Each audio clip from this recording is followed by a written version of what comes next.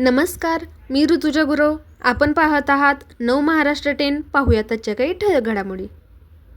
कोल्हापूर जिल्ह्यातील विशाळगडावर मुस्लिम सरदार मलिक रेहान यांच्या नावाने भरविण्यात येणाऱ्या उरुसाला प्रशासनाने परवानगी देऊ नये, तसेच हा उरूस कायमस्वरूपी बंद करण्यात यावा.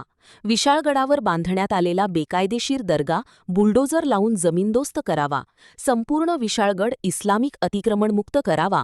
या मागणीसाठी हिंदू एकता आंदोलन संघटनेच्या वतीने आज कोल्हापूर जिल्हाधिकारी कार्यालयावर संतप्त निदर्शने करण्यात आली. यावेळी जिल्हाधिकाऱ्यांना विविध मागण्यांचे निवेदनही देण्यात आले. संघटनेच्या पदाधिकाऱ्यांनी निवेदनात म्हटले आहे की विशाळगड हा इतिहासातील अत्यंत महत्त्वाचा गड असून या गडाचे नामकरण छत्रपती शिवाजी महाराज यांनी विशाळगड असे केले.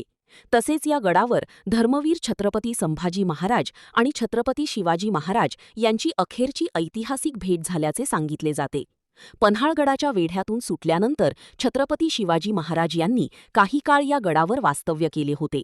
त्यामुळे हा गड शिवप्रेमींसाठी श्रद्धास्थान असल्याचे संघटनेने नमूद केले. यावेळी हिंदू एकता आंदोलन संघटनेचे प्रदेशाध्यक्ष तथा माजी आमदार नितीन शिंदे म्हणाले की प्रशासन कायदा व सुव्यवस्थेचे कारण देत धर्मवीर छत्रपती संभाजी महाराज यांची जयंती साजरी करण्यास परवानगी देत नाही. मात्र त्याच विशाळगडावर मलिक रेहान यांच्या नावाने उरूस भरविण्यास परवानगी दिली जात असल्याबद्दल संताप व्यक्त करण्यात आला. प्रशासनाने या उरूसाला परवानगी दिली नाही, तसेच विशाळगडावरील अतिक्रमण हटवून पुरातत्व विभागाच्या जागेवरील बेकायदेशीर बांधकामांवर कारवाई करावी अशी मागणीही करण्यात आली. प्रशासनाने उरूसाला परवानगी दिल्यास येत्या 27 जून रोजी तिथीनुसार येणारा शिवराज्याभिषेक दिन विशाळगडावर हजारो शिवभक्तांच्या उपस्थितीत मोठ्या उत्साहात साजरा करण्यात येईल असा इशारा संघटनेच्या वतीने देण्यात आला.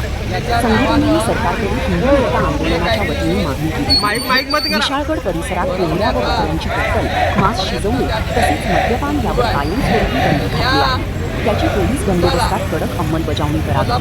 या आंदोलनामध्ये हिंदू एकता आंदोलन संघटनेचे दीपक देसाई, दत्तात्रय भुकरे, विलास मोहिते, मनोज साळुंखे, प्रकाश निकम, पळी प्रदीप निकम, सोमनाथ खिंडे, अनिरुद्ध कुंभार, दिग्विजय शिंदे, हरदीप सिंग गौड, संजय तांदळे, अनिकेत आंबरुल, गजानन माने, गजानन माने, पवन चौधरी, अनुज निकम, बाबासाहेब ठाकरे यांच्यासह सांगली व कोल्हापूर जिल्ह्यातील पदाधिकारी आणि कार्यकर्ते मोठ्या संख्येने उपस्थित होते. तो दर्गा अफजल खानच्या दर्ग्याप्रमाणे बुलडोजर लावून जमीनदोस्त करावा आणि त्याचबरोबर त्या किल्ल्यावर विशाळगडावर जी लॉजेस आहेत त्या लॉजेसमध्ये बोकडं कापली जातात, मांस शिजवलं जातं, दारू प्राशन केली जाते, जुगार खेळला जातो, वेश्यागमन केलं जातं आणि तो संपूर्ण गड हा त्या ठिकाणी नासवायचं काम हे मलिक रेहानचे भक्त करत आहेत. ती अनाधिकृत बांधकामं त्या ठिकाणी संपूर्ण जमीनदोस्त करून तो संपूर्ण गड इस्लामिक अतिक्रमण मुक्त करावा